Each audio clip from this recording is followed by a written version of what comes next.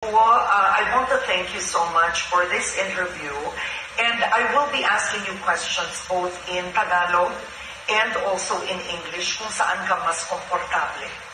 Ito ang pagkakataon mo para linawin ang mga issue laban sa'yo.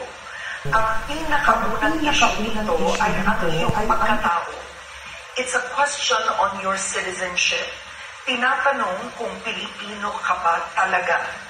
Are you a Filipino? Ma'am Karen, ako po ay isang Pilipino. Paano mo mapatutunayan yun? Malaki ang question ngayon sa mga magulang mo, sa ama at sa ina mo. Ang nanay ko po, ang biological mother ko po ay isang Filipina. Ako po ay Filipino passport holder at nag-iisa lang po ang aking passport. Ako po ay Filipino. Who is your mother? Lumaki po ako, hindi ko po nakasama yung biological ko po mother. But how do you know she's Filipino?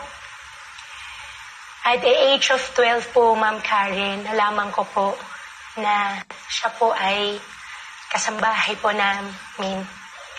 ng first wife ng dad ko po.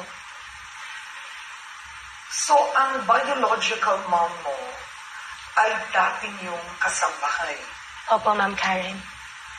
Bakit hindi mo to sinabi sa Senado nung tinanong ka? Hindi po kaya, Ma'am Karen. Medyo, para sa akin po, masyado po siyang private po.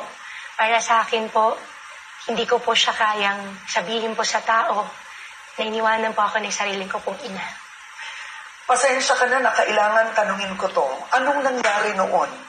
You were 12 years old, your father told you, sinabi ng tatay mo, sino ang nanay mo?